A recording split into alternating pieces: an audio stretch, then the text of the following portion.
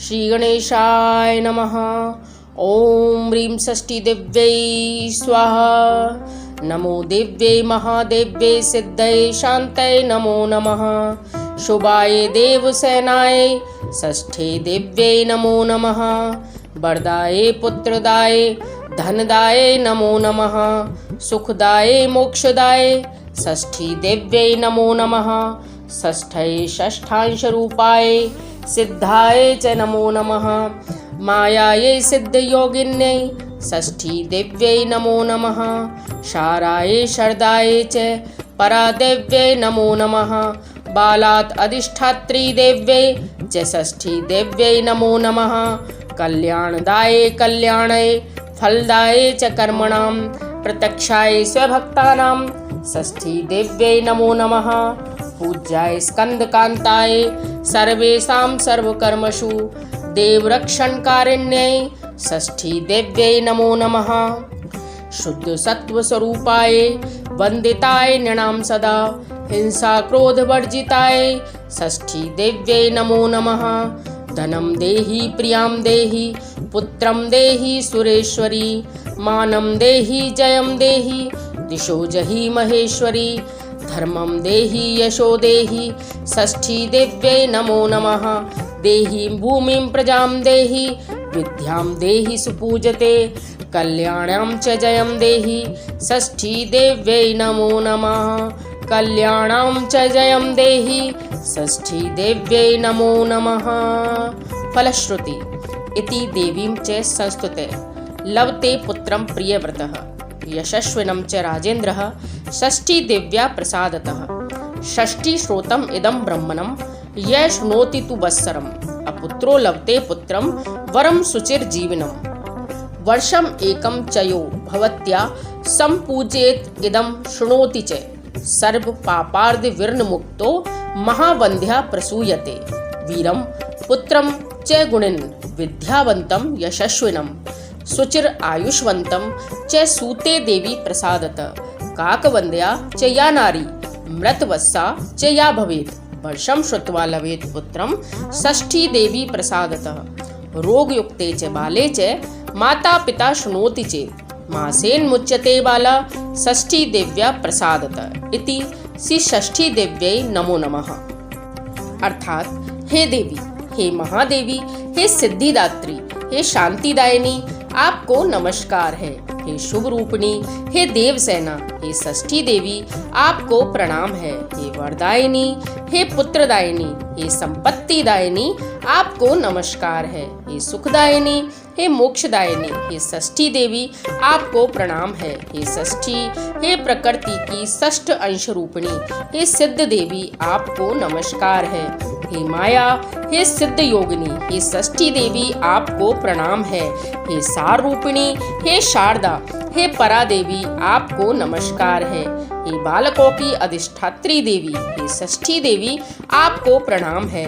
हे कल्याण देने वाली, हे कल्याणी, हे कर्मों के फल को देने वाली, हे अपने भक्तों को प्रत्यक्ष दर्शन देने वाली, हे षष्ठी देवी, आपको नमस्कार है। हे स्कंद कुमार की भामिनी, हे सब के सब कर्मों में पूजनीय, हे देवताओं की रक्षा करने वाली, हे षष्ठी देवी, आपको प्रणाम है। हे शुद्ध सत्व गुण रूपिणी, हे सदा जन वंदिता, हे हिंसा तथा क्रोध से दूर रहने वाली, हे षष्ठी देवी, आपको नमस्कार है। हे देवेश्वरी, आप मुझे संपत्ति दीजिए, प्रियतमा पत्नी दीजिए और सुंदर पुत्र दीजिए। हे माहेश्वरी, आप मुझे सम्मान दीजिए, विजय दीजिए, शत्रुओं का नाश कीजिए, मुझे धर्म दीजिए और मुझे कीर्ति प्रदान कीजिए। हे षष्ठी देवी, आपको प्रणाम है।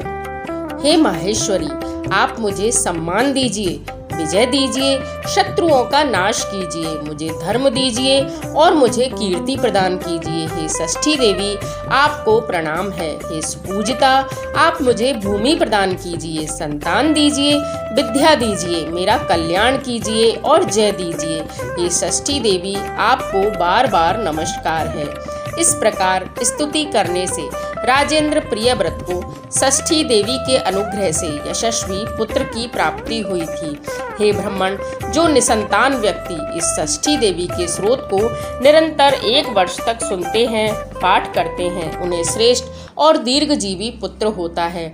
जो महाबंध्या बांझ नारी 1 वर्ष तक देवसेना की भक्ति के साथ पूजा करके इस स्रोत को सुनती है, वह सब पापों से छूट जाती है और महाबंध्या होने पर भी षष्ठी देवी के प्रसाद से वीर, गुणी, विद्वान, यशस्वी, दीर्घायु संपन्न पुत्र उत्पन्न करती है। जो नारी काकवंद्या हो, अर्थात जिसे केवल 1 पुत्र उत्पन्न हुआ हो और जिस स्त्री को पुत्र उत्पन्न होकर मर जाते हों, वह यदि इस स्रोत को 1 वर्ष तक लगातार सुनती रहे तो षष्ठी देवी के अनुग्रह से पुत्र का मुख देखती है।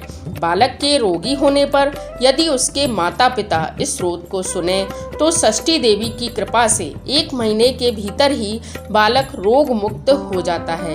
बोलिए श्री षष्ठी माता की जय। सर्वप्रथम सतयुग में राजा प्रियव्रत के समय षष्ठी देवी का अवतार इस पृथ्वी पर माना जाता है।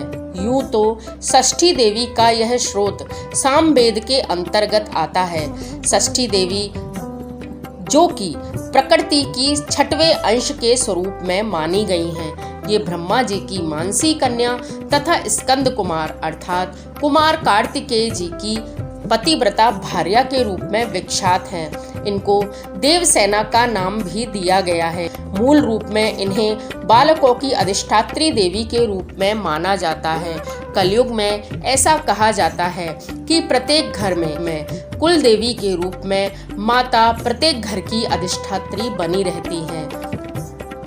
बालकों के जन्म के 6वें दिन, 21वें दिन, मुंडन संस्कार के दिन तथा अन्य संस्कारों के दिन षोडश मातृकाओं में इन षष्ठी देवी का पूजन अवश्य किया जाता है।